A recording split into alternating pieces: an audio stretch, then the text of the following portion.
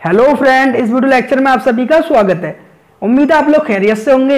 इस video lecture से हम क्लास 12th की केमिस्ट्री का चैप्टर 4 रासायनिक बलगतिकी शुरू करने जा रहे हैं।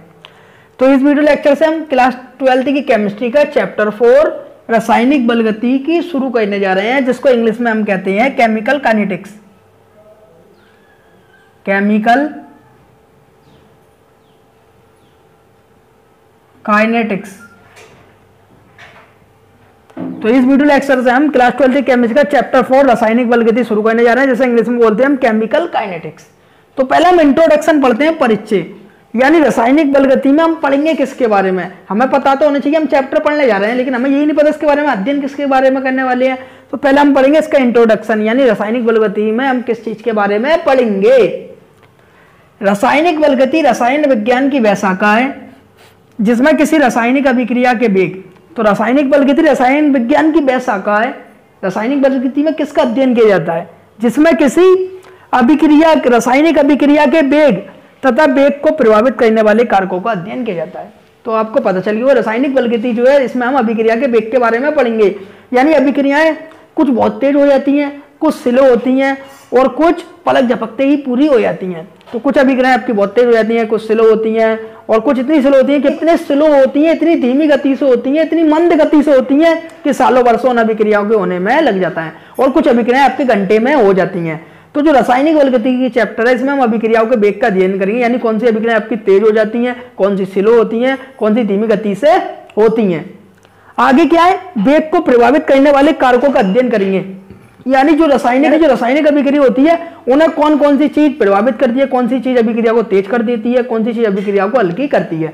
तो इस चैप्टर में हम पढ़ने वाले हैं अभिक्रिया के वेग को, यानी कौन सी अभिक्रियाएं तेज होती हैं, गति से होती हैं, और कौन सी स्लो गति से होती हैं, और उन कारकों का अध्ययन करेंगे जो अभिक्रिया को तेज करते हैं और स्लो करते हैं। तो इंट्रोडक्शन आपने समझ लिया। रासायनिक बलगतिकी में हम किसके बारे में पढ़ेंगे, रासायनिक अभिक्रिया के वेग तथा वेग को प्रभावित करने वाले कारक। कारक का मतलब कौन कौन अभिक्रिया को तेज करते हैं और कौन कौन कम करते हैं। तो वेग के आधार पर जो आपकी अभिक्रियाएं होती हैं बच्चों, तीन प्रकार की होती हैं। तो वेग के आधार पर जो हमारी अभिक्रियाएं होती हैं वो तीन प्रकार की होती हैं। पहली होती है तत्कालिक या आयनिक अभिक्रियाएं। तो आपने ये लफ्ज सुना होगा तत्कालिक। तत्कालिक को हम शॉर्ट में कहें तत्काल, यानी कोई अगर गुस्से में है तो कहेंगे मुझे ये काम तत्काल में चाहिए, अभी ये मेरा काम होना चाहिए। तो तत्काल का मतलब होता है फौरन, पलक झपकते ही मेरा काम होना चाहिए, बिल्कुल अभी होना चाहिए। तो तत्काल का मतलब होता है मेरा काम ये फौरन होना चाहिए, अभी की अभी। तो पहली आपकी अभिक्रियाएं तत्कालिक या आयनिक अभिक्रियाएं। तो तत्कालिक जो आयनिक अभिक्रियाएं होती हैं वो इतनी स्पीड से होती हैं, इतनी तेजी से होती हैं, इतनी गति से होती हैं कि मैं अपना पलक नहीं झपक पाता, उससे पहले वो अभिक्रियाएं हो जाती हैं। तो कितनी स्पीड से होती हैं, जैसे मैंने ये पलक झपकाया और खोला तो ये अभिक्रिया हो गई। तो जो आपकी तत्कालिक या आयनिक अभिक्रियाएं होती हैं वो इतनी तेजी से होती हैं कि पलक झपकते ही पूरी हो जाती हैं, उसे हम तत्कालिक या आयनिक अभिक्रियाएं कहते हैं। तो वे अभिक्रियाएं जिनका वेग इतना अधिक होता है, यानी स्पीड उन अभिक्रियाओं की इतनी तेज होती है कि इन्हें सामान्य विधि के द्वारा नहीं नापा जा सकता। यानी कोई अभिक्रिया मेरे पलक झपकने से पहले ही पूरी हो जा रही है, इतनी स्पीड से हो जा रही है, तो मैं उसकी स्पीड कैसे नाप लूंगा। तो जो अभिक्रियाएं होती हैं, कुछ अभिक्रियाएं इतनी तेजी से हो जाती हैं कि पलक झपकते ही पूरी हो जाती हैं और उसकी स्पीड हम नहीं नाप पाते, यानी उसका वेग नहीं नाप पाते। तो वे अभिक्रियाएं जिनका वेग इतना अधिक होता है कि इन्हें सामान्य विधि द्वारा नहीं नापा जा सकता है, आयनिक अभिक्रियाएं कहलाती हैं। ये पलक झपकने से पूर्व हो जाती हैं। तो क्या लिखा है, पलक झपकने से पूर्व माने पहले ही। तो ये जो आयनिक अभिक्रियाएं होती हैं ये इतनी तेजी से पूर्ण होती हैं कि पलक झपकने से ही पूर्ण पहले ही हो जाती हैं, यानी मैं अपना पलक नहीं झपक पाता, उससे पहले ही ये अभिक्रियाएं पूरी हो जाती हैं। तो एक उदाहरण लेते हैं हम तत्कालिक या आयनिक अभिक्रिया का। तो उदाहरण के लिए आपका सोडियम क्लोराइड सिल्वर नाइट्रेट से अभिक्रिया करता है। तो हमारा जो सोडियम क्लोराइड है सिल्वर नाइट्रेट से अभिक्रिया करता है। इन अभिक्रिया को आयनिक अभिक्रिया इसलिए कहते हैं क्योंकि आयन आपस में मिलकर धन वाला ऋण के साथ और ऋण वाला धन के साथ आपस में मिलकर क्या बनाते हैं, यौगिक बनाते हैं। तो सोडियम क्लोराइड सिल्वर नाइट्रेट से अभिक्रिया करता है, तो आपका सोडियम नाइट्रेट और सिल्वर क्लोराइड बनाता है AgCl। आयनिक अभिक्रिया इसलिए कहते हैं क्योंकि इसमें आयनिक यौगिकों ने आपस में अभिक्रिया ही करी है।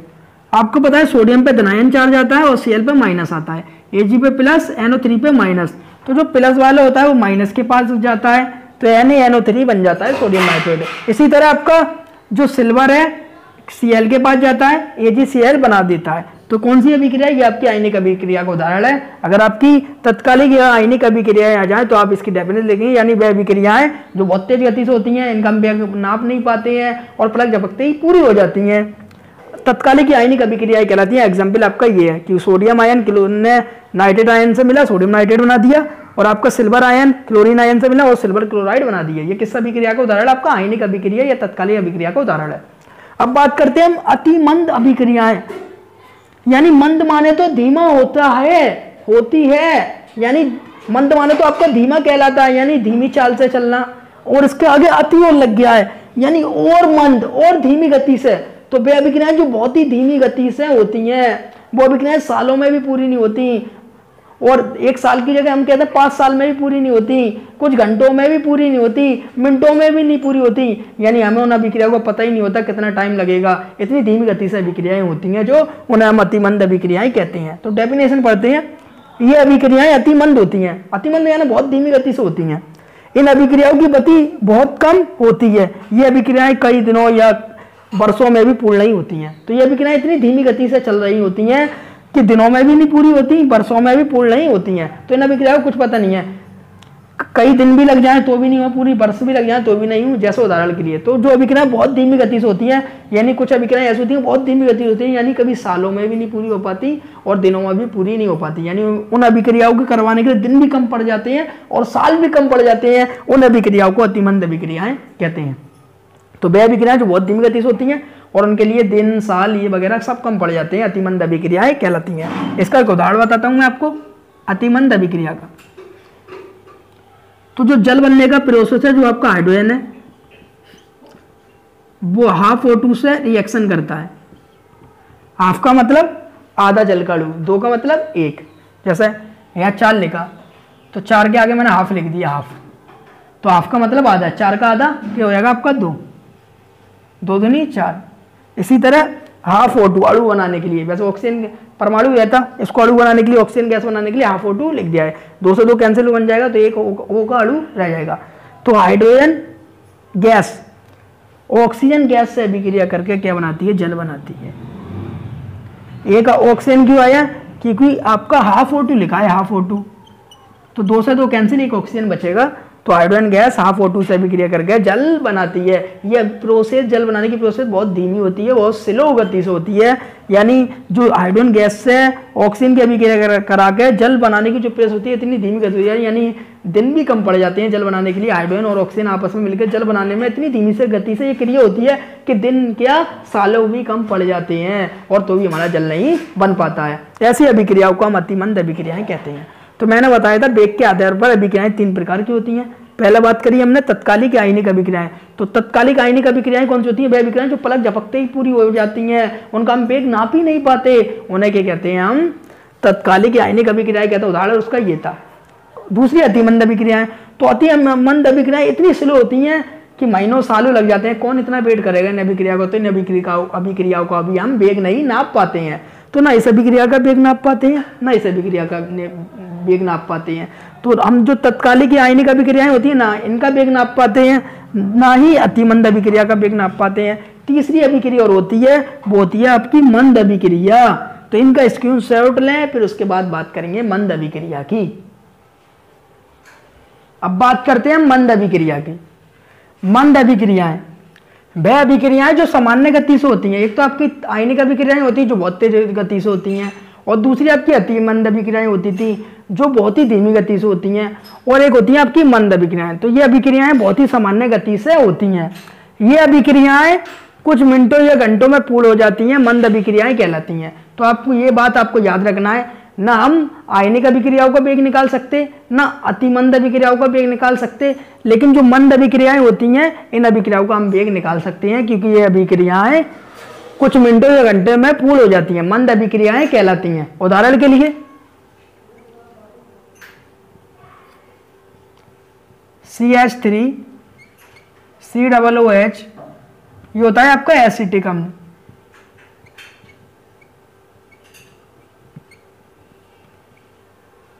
तो ये होता है आपका एसिटिक अम्ल। तो एसिटिकल अम्ल जो है वो हमारा एथिल अल्कोहल से अभिक्रिया करता है। तो एसिटिक अम्ल हमारा अभिक्रिया किससे करता है? एथिल अल्कोहल से, C2H5OH। इसका नाम होता है आपका एथिल अल्कोहल, एथिल अल्कोहल। तो एसिटिक अम्ल जो एथिल अल्कोहल से अभिक्रिया करता है, ये कौन सी अभिक्रिया है? आपकी अतिमंद अभिक्रिया है। जब ये दोनों आपस में अभिक्रिया करते हैं तो आपका एथिल एसीटेट बनाते हैं, CH3COO, तो CH3COO ये वाला और C2H5 ये वाला, तो CH3COO और ये C2H5, ये जो बनता है वो आपका एथिल एसीटेट बनता है, एथिल एसीटेट। इसका नाम होता है एथिल एसीटेट। तो एथिल बोलते हैं हम आगे वाले को और एसीटेट बोलते हैं इस पीछे वाले हिस्से को, CH3COO को। तो एसिटिक अम्ल एथिल अल्कोहल से अभिक्रिया करके एथिल एसीटेट बनाता है।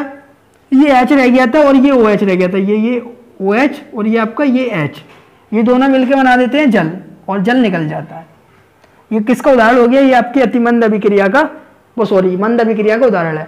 तो आपको ये बात याद रखनी है, ना हम आयनिक अभिक्रियाओं का वेग निकाल सकते हैं और ना ही अतिमंद अभिक्रियाओं का। केवल जो वेग निकालते हैं वो मंद अभिक्रियाओं को निकालता है, क्योंकि ये अभिक्रियाएं सामान्य गति से होती हैं और कुछ मिनटों या घंटों में पूर्ण हो जाती हैं, मंद अभिक्रियाएं कहलाती हैं। उदाहरण के लिए एसिटिक अम्ल एथिल अल्कोहल से अभिक्रिया करके एथिल एसीटेट बनाता है। इसका आप स्क्रीनशॉट लें, उसके बाद हम बात करते हैं रासायनिक अभिक्रियाओं के वेग की। अब बात करते हैं हम अभिक्रिया के वेग की। तो अभिक्रिया के वेग में बात करते हैं औसत वेग की। तो पहले हम औसत वेग को समझ लें, यानी आखिर औसत वेग हमारा क्या होता है। जैसे हम कोई गाड़ी चला रहे हैं, कोई बाइक चला रहे हैं, तो हम बाइक चलाते हैं तो बाइक की हमारी एक स्पीड नहीं होती। कभी गाड़ी भीड़ आ जाती है तो बाइक की स्पीड घट जाती है, और कभी रोड खाली मिलता है तो हम तेजी से भगा देते हैं। अगर हमसे कोई पूछे कितनी स्पीड से गए तो हम ये नहीं कहते, जब रोड खाली थे तो हमने 50 की स्पीड से भगाई, और जब हमारा रोड क्या हुआ था, भीड़ भाड़ थी रोड पर धक्का मुक्की थी, तो हमने 20 की स्पीड से चलाई। हम ये नहीं कहते, हम ये बोलते हैं हमने 40 की स्पीड से औसत गाड़ी चलाई थी। तो हम ना तेज को बताते हैं, जो हमने तेज स्पीड से गाड़ी को चलाया था, और जो हमारी धीमी गति से गाड़ी की स्पीड थी ना उसको बताते हैं। हम क्या बताते हैं? एक औसत चाल बताते हैं। इसी तरह अभिक्रिया की ना हम तेज स्पीड की बात करते हैं ना स्लो स्पीड की बात करते हैं। उसकी जो बीच की होती है स्पीड उसको बोलते हैं औसत स्पीड, और जो स्पीड होती है, जो उसकी चाल होती है बीच की, उसको हम क्या बोलते हैं? औसत वेग बोलते हैं। जिस तरह गाड़ी की है ना हम तेज स्पीड की बात करते खाली रोड की, ना भीड़ की स्पीड की बात करते, उन दोनों के मिलाकर जो उसकी औसत चाल होती है उसको हम क्या कहते हैं? औसत चाल कहते हैं। इसी तरह जो आपकी अभिक्रिया का वेग होता है, ना हम उसके तेज वेग की बात करते ना स्लो वेग की बात करते, उसका जो बीच का वेग होता है उसको हम क्या कहते हैं? औसत वेग कहते हैं। तो औसत वेग की डेफिनेशन पढ़ते हैं। किसी रासायनिक अभिक्रिया में एक निश्चित समय में, तो कोई रासायनिक अभिक्रिया हो रही है, वो भी किसमें हो रही है? एक निश्चित समय में पूरी हो रही है। अभिकारक या उत्पाद की, तो यहां पर एक लफ्ज आया अभिकारक या उत्पाद। तो पहले आपको पता होना चाहिए अभिकारक क्या होता है, हमारा उत्पाद क्या होता है। जैसे कोई अभिक्रिया है आपकी, जो आपकी कोई अभिक्रिया है, लिख ले रहे हैं हम सोडियम क्लोराइड, हम उदाहरण ले रहे हैं तत्कालिक अभिक्रिया यानी आयनिक अभिक्रिया का। ये आपका सोडियम क्लोराइड है, सिल्वर नाइट्रेट से अभिक्रिया करता है। किससे अभिक्रिया करता है? सिल्वर नाइट्रेट से। और क्या बनाता है? हमारा सोडियम नाइट्रेट और सिल्वर क्लोराइड। तो ये हमारी कौन सी अभिक्रिया? आयनिक अभिक्रिया है, यानी सोडियम क्लोराइड सिल्वर नाइट्रेट से अभिक्रिया करके सोडियम नाइट्रेट बनाता है और सिल्वर क्लोराइड बनाता है। लेकिन हम अभिक्रिया की बात नहीं कर रहे, हम कर रहे हैं अभिकारक या उत्पाद क्या होता है। तो जो आपके एरो के इधर लिखे होते हैं वो आपके अभिकारक कहलाते हैं। क्या कहलाते हैं? अभिकारक। इधर जो आपके लिखे होते हैं एरो के इधर, उसे कहते हैं हम अभिकारक। और जो एरो के आगे बनते हैं आपस में अभिक्रिया करके, उसे हम बोलते हैं उत्पाद, उसे हम बोलते हैं उत्पाद। तो आपके जो एरो के इधर लिखे होते हैं, इधर की ओर लिखे होते हैं, उन्हें हम बोलते हैं अभिकारक, और जो आपके एरो के इधर बनते हैं उसे हम बोलते हैं उत्पाद। तो जो अभिकारक होते हैं, जो अभिकारक होते हैं वो आपस में मिलते हैं जब जाकर उत्पाद बनाते हैं। तो अभिकारक आपस में हल्के हल मिलकर उत्पाद नहीं बनाते, अभिकारक थोड़ा थोड़ी मात्रा में कम होता जाता है और इधर उत्पाद बढ़ता जाता है। जो अभिकारक होता है इसको हम बोलते हैं रेजिडेंट, इसलिए इसको हम आर से दिखा देते हैं। और जो उत्पाद होता है इसको इंग्लिश में बोलते हैं प्रोडक्ट, इसको हम पी से दिखा देते हैं। तो उत्पाद को अभिकारक को मार से दिखाते हैं क्योंकि उसको रेजिडेंट बोलते हैं, और जो उत्पाद होता है इसको प्रोडक्ट बोलते हैं, इसलिए इसको पी से दिखा देते हैं। तो अभिकारक ये उत्पाद की सांद्रता में हुए परिवर्तन को समय से भाग देकर उस अभिक्रिया का औसत वेग ज्ञात किया जाता है। तो अभिकारक ये उत्पाद की सांद्रता में परिवर्तन, यानी जब कोई अभिक्रिया होती है तो दोनों में परिवर्तन होता है समय के साथ, अभिकारक में भी होता है उत्पाद में भी होता है। होता कैसे ये देखें, जैसे ये क्या है आपका आर अभिकारक है, माना अभिकारक आपका शुरू में कितना था 10 ग्राम था और t बराबर 0 पे था, जो अभिकारक था वो कितना था t बराबर 0 पे था, लेकिन यहाँ पर जो उत्पाद था p वो 0 बना था।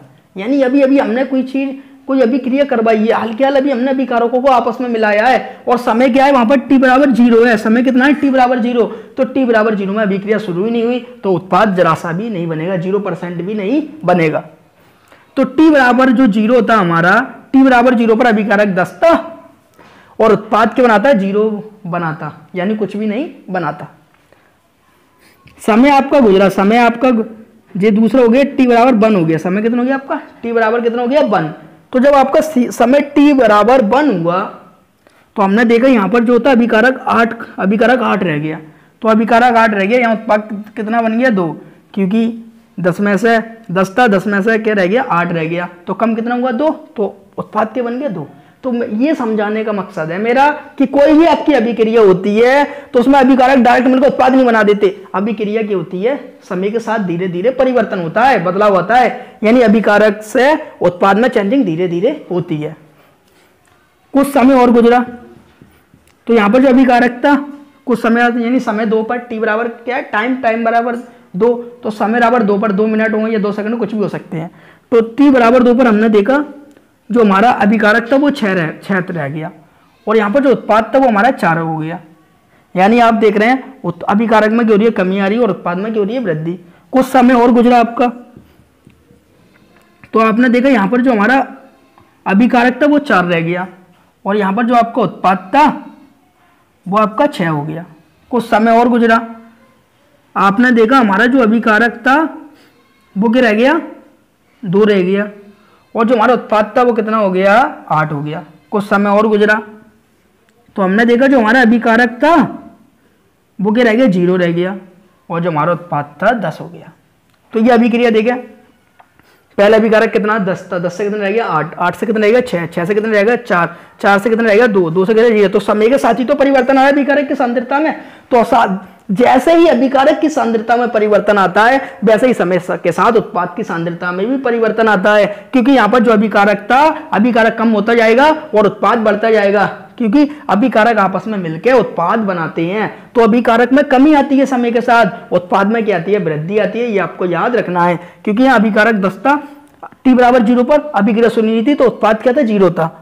t बराबर 1 पर देखा तो अभिकारक कितना था 8 था, अभिक्रिया शुरू हो गई थी क्योंकि 1 सेकंड या 1 मिनट गुजर चुका था, जो भी आप ले मान लें, तो उत्पाद हमारा 2 बन गया था। यहाँ पर जो आपने देखा t बराबर 2 पर तो अभिकारक 6 रह गया, अभिकारक में ऊपर से नीचे की ओर जाने पर हमें कमी देखने को मिल रही है और उत्पाद ऊपर से नीचे की ओर जाने पर बढ़ लिया है। तो समय के साथ अभिकारक और उत्पाद की सांद्रता में साथ ही साथ परिवर्तन आता है। जैसे ही अभिकारक की सांद्रता में कमी आती है वैसे ही उत्पाद की सांद्रता में क्या होती है वृद्धि होती है। तो किसी रासायनिक अभिक्रिया में एक निश्चित समय में अभिकारक या उत्पाद की सांद्रता में हुए परिवर्तन को, तो ये अभिकारक और उत्पाद की सांद्रता में परिवर्तन हो रहे हैं, उसे समय से भाग देकर t4 समय से भाग देकर उस अभिक्रिया का औसत वेग ज्ञात किया जा सकता है। तो जो अभिक्रिया का औसत वेग होता है हम 2 प्रकार से लिख सकते हैं अभिक्रिया के औसत वेग को। तो हम अभिक्रिया का औसत वेग लिखते हैं, जो अभिक्रिया का औसत वेग है उसे हम 2 प्रकार से लिख सकते हैं। एक तो हम अभिकारक को औसत वेग लिख सकते हैं, एक लिख सकते हैं उत्पाद का। तो पहले हम लिखते हैं अभिकारक को औसत वेग, अभिकारक का, तो नीचे लिख दे रहे हैं, जगह नहीं है हमारे पास, अभिकारक का औसत वेग। तो हम 2 प्रकार से औसत वेग लिख सकते हैं, एक अभिकारक को औसत वेग लिख सकते हैं, एक उत्पाद का। तो अभिकारक का औसत वेग क्या होता है, आप डेफिनेशन में किसी रासायनिक अभिक्रिया में एक निश्चित समय में अभिक्रिया किया उत्पाद की सांद्रता में परिवर्तन को समय से भाग देकर, तो अभिकारक या उत्पाद की, तो अभी अभिकारक का औसत वेग है तो परिवर्तन किसमें आएगा अभिकारक की सांद्रता में। अभिकारक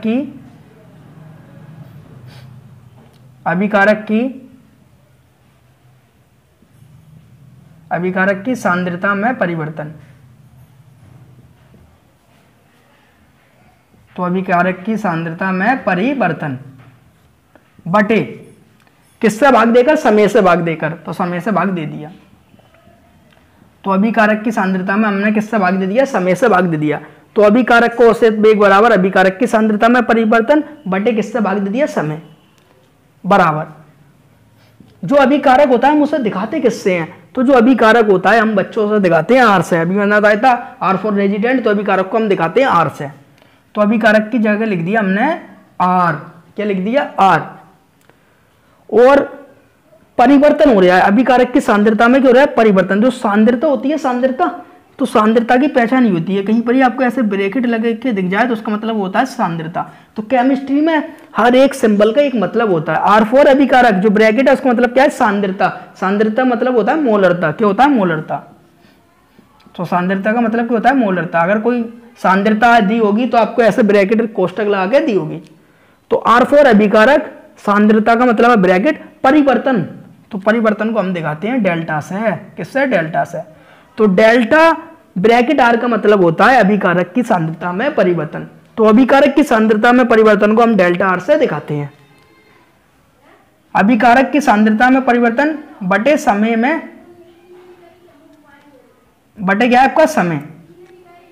तो समय भी देखो, इधर देखिए, तो परिवर्तन में लगा समय, यानी जो अभिकारक और उत्पाद की सांद्रता में जो परिवर्तन आ रहा है वो भी तो समय के साथ आ रहा है। तो उसको हम, समय तो है ही, समय से भाग देकर, तो आगे हम लगाते हैं परिवर्तन में लगा समय। यानी जैसे जैसे समय में परिवर्तन हो रहा है, जैसे जैसे हमारा समय में परिवर्तन हो रहा है, वैसे ही अभिकारक और उत्पाद में क्या हो रहा है, परिवर्तन हो रहा है। परिवर्तन में लगा समय, क्योंकि परिवर्तन में समय लगा, ये थोड़ी नहीं है कि समय में समय चेंजिंग आ रही हो। 0 पे देखा तो हमने कोई उत्पाद में बदलाव नहीं आया, 1 पे देखा तो 2 बना उत्पाद, 2 पे देखा तो 4 उत्पाद बना। तो समय के साथ परिवर्तन आ रहा है, यानी समय में ही बदलाव आ रहा है, उसके साथ साथ उत्पाद में और अभिकारक में बदलाव आ रहा है। तो अभिकारक का औसत वेग बराबर अभिकारक की सांद्रता में परिवर्तन बटे परिवर्तन में लगा समय। तो आप जानते हैं समय को हम किससे दिखाते हैं, समय को दिखाते हैं हम टी से। और मैंने बताया था परिवर्तन के लिए हम क्या लगाते हैं, डेल्टा। तो हमारा सूत्र क्या बन जाएगा, डेल्टा टी। तो आप सब अभिकारक का जो औसत वेग का हमारा सूत्र होता है वो क्या होता है, delta R upon delta T. अभिकारक की सांद्रता में परिवर्तन को हम डेल्टा आर से दिखाते हैं और परिवर्तन में लगे समय को डेल्टा टी से दिखाते हैं। तो यहां जगह हम सीधे लिख देते हैं अभिकारक का औसत वेग, अभिकारक का औसत वेग।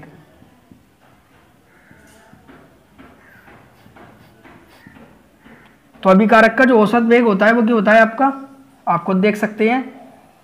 अभिकारक का औसत वेग बराबर delta R upon delta T. तो जो डेल्टा आर का मान है वो हम निकालते कैसे हैं, पहले ये देखें।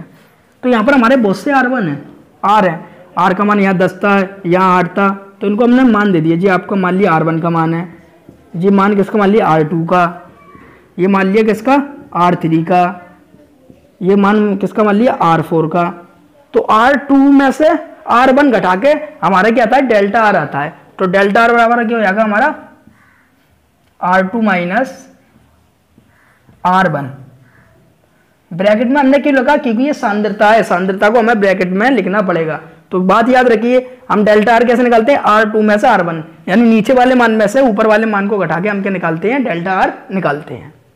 बटे, ये हमने लगा दिया बटे का निशान, अपॉन डेल्टा टी। अब डेल्टा टी कैसे निकालेंगे, जो हमारे ये समय है इसको हमने मान लिया T1, इसको क्या मान लिया हमने T2 मान लिया। तो T2 में से T1 घटाने पर हम क्या निकालते हैं, अपना डेल्टा टी निकालते हैं। इसको मान लो T3, इसको मान लो T4, जैसे हमने नीचे वाले में से ऊपर वाले को घटाने पर हम क्या निकालते हैं, डेल्टा आर निकालते हैं। उसी तरीके से डेल्टा टी कैसे निकालते हैं, नीचे वाले टी के मान में से ऊपर वाले टी को घटाने पर हम क्या निकालते हैं, डेल्टा टी निकालते हैं। तो डेल्टा टी बराबर हो जाएगा आपका T2 माइनस T1। तो अभिकारक का औसत वेग बराबर क्या होता है, delta R upon delta T. और डेल्टा आर कैसे निकालते हैं, R2 माइनस R1। R2 में जो अभिकारक की दूसरी सांद्रता है उसमें प्रथम सांद्रता को घटाकर ब्रैकेट होती है सांद्रता, आर क्या होता है अभिकारक, और डेल्टा टी कैसे निकालते हैं, जो दूसरा समय है उसमें से पहले समय को घटाकर। तो मैंने आपको बताया था जो अभिक्रिया का औसत वेग है वो हम दो प्रकार से लिख सकते हैं, एक अभिकारक के औसत वेग को लिख सकते हैं और एक उत्पाद के औसत वेग को। तो हमने अभिकारक का औसत वेग समझ लिया है, अब बात करते हैं हम उत्पाद की। तो अब लिखते हैं हम उत्पाद का औसत वेग। तो उत्पाद का औसत वेग बराबर अगर आपने अभिकारक का अच्छी तरह समझा है तो अब जो हमारा उत्पाद है उसका भी बिल्कुल सिंपल ऐसे ही है। तो यहाँ पर अभिकारक का औसत वेग, तब ये क्या उस उत्पाद का औसत वेग, तो यहाँ पर अभिकारक की सांद्रता में परिवर्तन आ रहा है, तब यहाँ पर किसमें आएगा, उत्पाद की सांद्रता में परिवर्तन। तो उत्पाद की सांद्रता में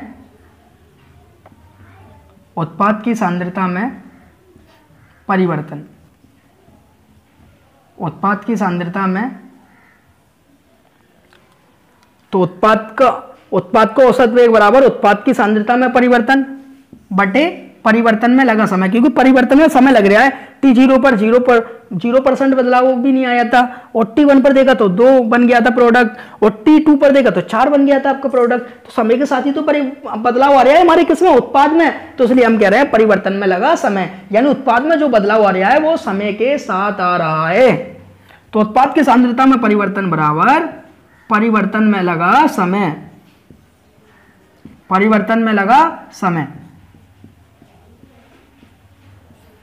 तो उत्पाद का औसत वेग बराबर उत्पाद की सांद्रता में परिवर्तन बटे परिवर्तन में लगा समय। और अब कमेंट बॉक्स में आप खुद लिखे उत्पाद की सांद्रता में परिवर्तन को हम कैसे लिखेंगे। तो उत्पाद को हम किससे दिखाते हैं, P से, P फॉर प्रोडक्ट, तो बराबर किससे लिखेंगे, P से। और सांद्रता का मतलब क्या होता है, ब्रैकेट, तो ब्रैकेट लगा दीजिए। तो ब्रैकेट का मतलब सांद्रता। अब क्या रहेगा हमारा परिवर्तन को किससे दिखाते हैं, डेल्टा से। तो जैसे हमारा ये डेल्टा हो गया तो ये हो गया डेल्टा P अपॉन परिवर्तन में लगा समय डेल्टा T। अब डेल्टा P कैसे निकालेंगे, जैसे हम डेल्टा R निकालते हैं, R2 में से R1 घटा के, ऐसे हम क्या निकालते हैं, अपना P निकालते हैं। तो इसको हम मान लें P1, इसको मान लें P2 और इसको मान लें हम P3। तो P2 में से P1 घटाने पर आपका क्या आता है, डेल्टा P। तो P2 minus P1 upon T2 minus T1, T2 minus T1। तो एक बार और देख लें, यह क्या आपकी उत्पाद की सांद्रता में परिवर्तन है। तो नीचे वाले P2 में से ऊपर वाले P घटा के हम क्या निकालते हैं, डेल्टा P बराबर होता है P2 माइनस P1, यानी नीचे वाली जो उत्पाद की सांद्रता है उसमें से ऊपर वाली सांद्रता को घटा दे तो हमारा डेल्टा P आता है, और डेल्टा T नीचे वाले समय में से ऊपर वाला समय घटा दे तो हमारा क्या आता है, डेल्टा T आता है। तो अभी कारक का औसत वेग क्या होता है आपका, delta R upon delta T बराबर R2 minus R1 upon T2 minus T1। और उत्पाद का औसत वेग क्या होता है, उत्पाद की सांद्रता में परिवर्तन बटे परिवर्तन में लगा समय। तो उत्पाद की सांद्रता में जो परिवर्तन हो रहा है उसको हम डेल्टा P से दिखाते हैं। तो डेल्टा P अपॉन परिवर्तन में लगा समय डेल्टा T, और डेल्टा P कैसा था, P2 minus P1 upon T2 minus T1। तो हमारा औसत वेग के एक अभिकारक का औसत वेग होता है, एक उत्पाद का औसत वेग होता है। तो आपके समझ में आएगा औसत वेग को हम दो प्रकार से लिख सकते हैं, एक अभिकारक के औसत वेग को, एक उत्पाद के औसत वेग को। लेकिन इन दोनों फॉर्मूले में अंतर क्या होता है, जो आपका अभिकारक का औसत वेग होता है इसके सूत्र में माइनस आता है, क्या आता है, माइनस। तो आपको याद रखना है जो हमारा अभिकारक का औसत वेग होता है इसके सूत्र में क्या आता है, माइनस। आई में सिद्ध करेंगे हम माइनस कैसे आता है। तो हमारा जो अभिकारक का औसत वेग होता है इसके सूत्र में हमारा क्या आता है, माइनस आता है। अभी बताएंगे माइनस क्यों आता है। तो हमारा जो अभिकारक का औसत वेग होता है इसके सूत्र में क्या आता है, माइनस आता है, और जो उत्पाद होता है उसके में प्लस आता है। प्लस को दिखाएं चाहे मत दिखाएं, प्लस प्लस ही रहता है, प्लस को दिखाएं चाहे नहीं दिखाएं, प्लस प्लस ही रहता है। तो एक बार और सुने, अभिकारक के औसत वेग में माइनस आता है, अभिकारक के औसत वेग में माइनस आता है, और उत्पाद के औसत वेग में प्लस आता है। आता क्यों है, देखिए ये हमारा क्या है, अभिकारक है। तो अभिकारक में कमी आ रही है, अभिकारक में क्या रही है, कमी आ रही है। तो कमी को हम दिखाते हैं माइनस से। आप देख रहे हैं ऊपर से नीचे को और जाने पर अभिकारक के मान में क्रमशः कमी आ रही है। ऊपर R1 कितना 10, फिर 8 रह गया, फिर 6 रह गया, फिर 4 रह गया, फिर 2 रह गया। और उत्पाद में इधर जब अभिकारक उत्पाद में चेंज हो रहा है तो उसमें क्रमशः क्या आ रही है, वृद्धि आ रही है। तो अभिकारक में आपकी कमी आती जा रही है और उत्पाद में क्या आती जा रही है, आपकी वृद्धि आती जा रही है। जिसमें कमी आ रही है अभिकारक में, तो ये माइनस ये बताता है कि जब अभिकारक उत्पाद में चेंज होता है तो अभिकारक के मान में कमी आती है, और ये प्लस चिन्ह ये कहता है कि उत्पाद में वृद्धि हो रही है। तो आपके समझ में आ गया लॉजिक। माइनस का मतलब क्या है कि अभिकारक के मान में क्रमशः कमी आ रही है, जैसे जैसे समय बीत रहा है वैसे वैसे अभिकारक कम हो रहा है और उत्पाद बढ़ते जा रहा है। क्योंकि T5 पर देखें तो अभिकारक बिल्कुल 0 रह गया था और जो हमारा उत्पाद था वो 10 हो गया था। तो समय के साथ साथ अभिकारक के मान में कमी आ रही है, इस कमी को हम माइनस से दिखाते हैं, और समय के साथ साथ उत्पाद के मान में वृद्धि हो रही है, इसको हम किससे दिखाते हैं, प्लस से दिखाते हैं। इसको हम सिद्ध भी कर सकते हैं, जैसे एग्जाम्पल के लिए सूत्र का यूज कर लीजिए। अभिकारक का औसत वेग यहां पर चेक कर लेते हैं। तो अभिकारक का औसत वेग क्या है, minus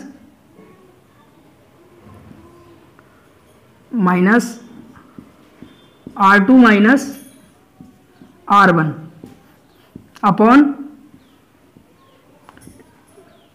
upon T2 minus T1, ये है, ठीक है।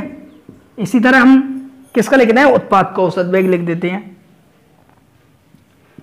P2 minus P1 upon T2 minus T1। तो ये माइनस चिन्ह नहीं बताता अभिकारक के मान में कमी आती है और उत्पाद में क्या होता है, समय के साथ वृद्धि होती रहती है, लेकिन अभिकारक और उत्पाद हमेशा आपस में बराबर रहते हैं, ये हम सिद्ध करते हैं। तो R2 का मान लेते हैं, यहां से R2 का मान कितना है हमारा 8, तो माइनस ऐसे की ऐसी R2 का मान कितना है 8, माइनस R1 का मान कितना है हमारा 10, तो माइनस 10 ब्रैकेट, T1 का मान कितना है 0 और T2 का मान कितना है 1, तो 1 माइनस 0 बराबर P2 का लेते हैं, P2 का मान कितना है हमारा 2, तो P2 का मान 2 माइनस P1 का मान कितना है 0, तो P1 का मान 0 बराबर, तो T2 माइनस T1 एक से है, तो यहाँ भी क्या हो जाएगा 1 माइनस 0। अब चेक करते हैं, 8 में से 10 गए, कितने बचे आपके, माइनस के 10 है और माइनस आ रहा है आपका, तो हमारे बचे माइनस के 2, क्योंकि माइनस का चिन्ह बड़ा है, माइनस के 10, तो माइनस के 10 में से प्लस के 8 गए तो क्या बचे माइनस के 2 और एक ऐसी की ऐसी। इसी तरह 2 में तो 0 जाएगा नहीं, 2 का 2, 1 का 1, तो माइनस का माइनस में गुणा होगा तो क्या बन जाएगा प्लस, तो बराबर क्या आ जाएगा 2/1 बराबर 2/1। इससे हमारा ये सिद्ध होता है कि जैसी जैसी अभिकारक में कमी आती है वैसी वैसी उत्पाद में वृद्धि होती है, लेकिन अभिकारक और उत्पाद की सांद्रता में परिवर्तन हमेशा समान होता है, जितना अभिकारक कम होगा उतना उत्पाद बढ़ेगा। और जो माइनस का चिन्ह होता है वो किसको दिखाता है, हमारे अभिकारक की कमी को दिखाता है। वो जो हमारा प्लस का चिन्ह होता है ये लगा होता है, ये उत्पाद में वृद्धि को दिखाता है। इसका आप स्क्रीनशॉट लें। औसत वेग के इन दोनों फॉर्मूलों को हम एक साथ फिर लिखते हैं। औसत वेग को हम दो प्रकार से लिख सकते थे, एक तो हम अभिकारक के औसत वेग को लिख सकते थे और एक उत्पाद के औसत वेग को। अभी मैंने आपको बताया जो हमारा अभिकारक का औसत वेग और उत्पाद का औसत वेग दोनों के होते हैं, आपस में बराबर होते हैं। अब हम दोनों को एक साथ लिखते हैं। औसत वेग बराबर तो अभिकारक का औसत वेग क्या होता था हमारा, minus delta bracket R upon delta T, ये हमारा अभिकारक का औसत वेग होता था। डेल्टा R किसके बराबर होता था आपका, R2 माइनस R1, तो R2 माइनस R1 के बराबर क्या होता था हमारा, डेल्टा R बराबर किसको होता था R2 माइनस R1 के, और delta T T2 minus T1 के बराबर होता था हमारा डेल्टा T। तो हमारा जो अभिकारक का औसत वेग था वो उत्पाद के औसत वेग के बराबर होता है। तो यहाँ भी माइनस लगा दीजिए क्योंकि हमारा माइनस होता है फॉर्मूले में। तो जो अभिकारक का औसत वेग है वो किसके बराबर होता है, उत्पाद के। तो उत्पाद का क्या होता है हमारा P2 माइनस, तो पहला हम डेल्टा वाले लिख लेना फिर उसके बाद उसको, तो delta bracket P, delta P upon delta T, तो ये होता है हमारा उत्पाद का औसत वेग। और डेल्टा P बराबर क्या होता है हमारा P2 माइनस P1, और जो डेल्टा T होती है वो किसके बराबर होती है, T2 माइनस T1 के, T2 माइनस T1। तो जो औसत वेग होगी, औसत वेग अभिकारक का औसत वेग delta R upon delta T minus के, और डेल्टा आर कैसे निकालते हैं, R2 में से R1 घटा के, डेल्टा टी कैसे निकालते हैं, T2 में से T1 घटा के, और डेल्टा V बराबर की डेल्टा P कैसे निकालते हैं, P2 में से P1 घटा के, और डेल्टा T कैसे निकालते हैं, T2 में से T1 घटा के। ये हमारा पूरा सूत्र आ गया औसत वेग का। तो औसत वेग दो तरीके से हम लिख सकते हैं, एक तो अभिकारक का औसत वेग, एक उत्पाद का औसत वेग, और ये दोनों औसत वेग क्या होते हैं, बराबर ही मैंने आपको बताया था बराबर कैसे होते हैं। अब बात करते हैं औसत वेग का मात्रक क्या होता है। तो जो आपकी आर दिख रही है, आर क्या है, आपकी सांद्रता है। जो आपको आर दिख रही है, आर क्या है, हमारी सांद्रता, और सांद्रता को हम कहते हैं मोलरता। सांद्रता को क्या बोलते हैं, मोलरता। तो मोलरता का मात्रक होता है हमारा मोल प्रति लीटर। तो आर ये ऊपर है, इसको बोलते हैं सांद्रता। पी भी क्या है, ये सांद्रता, सांद्रता का मात्रक होता है, सांद्रता होती है मोलरता, और मोलरता का मात्रक होता है मोल प्रति लीटर। और बटे में क्या है, समय, समय का मात्रक होता है सेकंड। समय का मात्रक क्या होता है, सेकंड। तो जिसके बटे में कुछ नहीं होता उसमें मान लेते हैं हम 1। तो पहले का गुणा चौथे से और दूसरे गुणा तीसरे से। तो मोल लीटर का गुणा किसमें होगा, सेकंड में। तो बटे लीटर इंटू सेकंड। तो बटे में क्या आता है, लीटर का गुणा सेकंड में हुआ, मोल प्रति लीटर इंटू सेकंड। लेकिन लीटर को जब हम ऊपर ले आते हैं तो इनवर्स में आ जाता है, सेकंड को ऊपर ले आते हैं तो किसमें आ जाता है, इनवर्स में। तो मात्रक क्या हो जाएगा, mole into litre inverse into second inverse. तो हमारा औसत वेग का मात्रक होता है mole litre inverse into second inverse. तो मात्रक याद रखना है, औसत वेग का मात्रक क्या होता है, mole into litre inverse into second inverse. क्यों, क्योंकि सांद्रता होती है मोलरता, मोलरता का मात्रक होता है मोल प्रति लीटर, और समय का होता है मात्रक सेकंड। पहले का गुणा चौथे में, दूसरे का तीसरे में। पहले गुणा चौथे में करा तो मोल का मोल, और लीटर का सेकंड में करा लीटर इंटू सेकंड। ये ऊपर जाके इनवर्स में चले गए, mole into litre inverse into second inverse. इसका स्क्रीनशॉट ले लें आप। उम्मीद है आपको वीडियो अच्छी लगी होगी। वीडियो अच्छी लगी हो तो वीडियो को लाइक करें और हमारे चैनल को सब्सक्राइब करें, और वीडियो को दोस्तों को शेयर करना ना भूलें। फिर मिलते हैं किसी और दूसरे इंटरेस्टिंग टॉपिक के साथ। Thank you watching the video.